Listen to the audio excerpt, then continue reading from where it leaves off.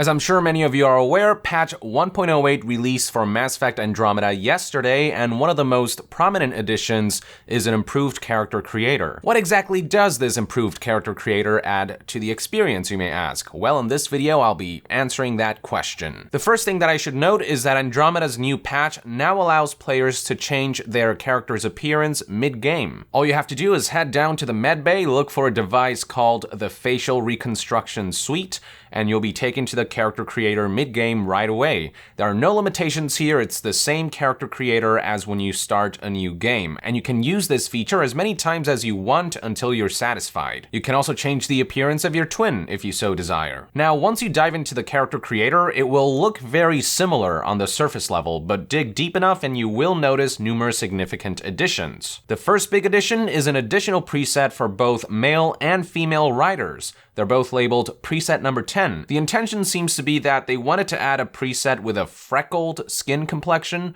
for those who are into that. Speaking of complexion, I would say that the most significant addition to Andromeda's character creator is the ability to mix and match presets and skin complexion. Whereas before, skin complexion was tied to individual presets, now if you like the look of one head preset but want the skin complexion of another, the game finally offers a solution by adding a complexion slider under the skin menu. So, do you like the general look of preset number 4 but want to give him the freckles of preset number 10? You can do that now. Preset number 4 is what I used when I first started playing the game, but I didn't like that his skin was so porous, so now what I can do is change his complexion to something a bit smoother. And of course, this new addition also applies to female writer as well.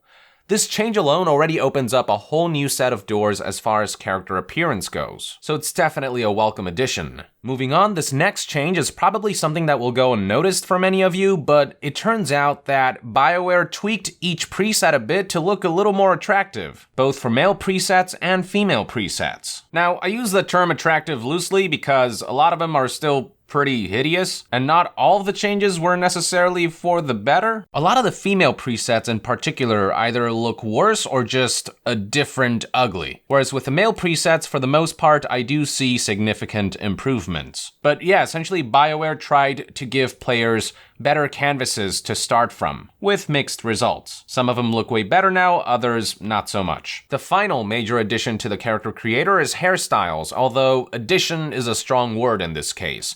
That's because the patch doesn't actually add new hairstyles, but rather makes it possible for male writer to use female hairstyles and for female writer to use male hairstyles. The only actual new hairstyle is a new bald option that's just straight up bald instead of a shitty shave job. But other than that, it's less that there are new hairstyles and more that pre-existing hairstyles have been recycled. This does open up some new doors for character appearance, but I'm disappointed that BioWare didn't add a couple new hairstyles for both genders. One of the biggest problems with Andromeda is that because of how few hairstyles there are, you will eventually start seeing characters with the same hairstyles over and over again. As a result, it's not very difficult to find an NPC with the same hairstyle as yours. So it would have been nice for players to receive a new set of hairstyles that are unique to the player character. Still, better than nothing. Some of the male hairstyles can look pretty good on female writer and vice versa. So all in all, there are some neat additions here, but I feel like patch 1.08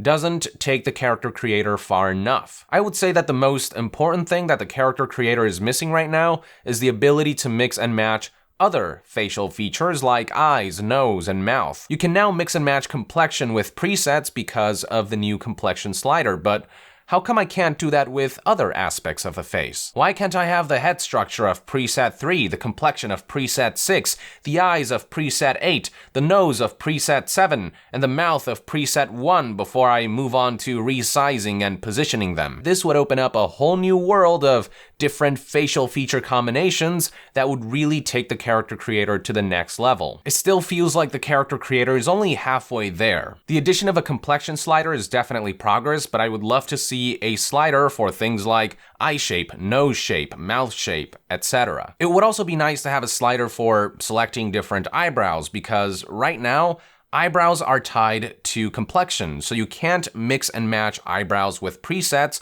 unless the skin complexion you select happens to have the eyebrows that you want. And also, how about being able to resize things like eyebrows and the eyes? Because all you can do right now is reposition them, like you can move them up and down and define their depth, but that's about it. Mainly, BioWare just needs to do what they did with the Complexion Slider across the board. We want the ability to take any feature from any preset and mix and match them however we want. Only then will it feel like the character creator doesn't have any limits, because right now it's still a little too limited. If not now, hopefully this is something that they'll keep in mind for their future projects, like Project Dylan if that has a character creator, and the next Dragon Age game. But yeah, there you go folks, everything you need to know about patch 1.08 and its improved character creator. Thank you for tuning in. I hope you found this video useful, and if you enjoy my content, consider supporting me on Patreon so we can remain independent from third-party sponsorship and corporate interference. And to be further updated on all things BioWare and Mass Effect and whatnot,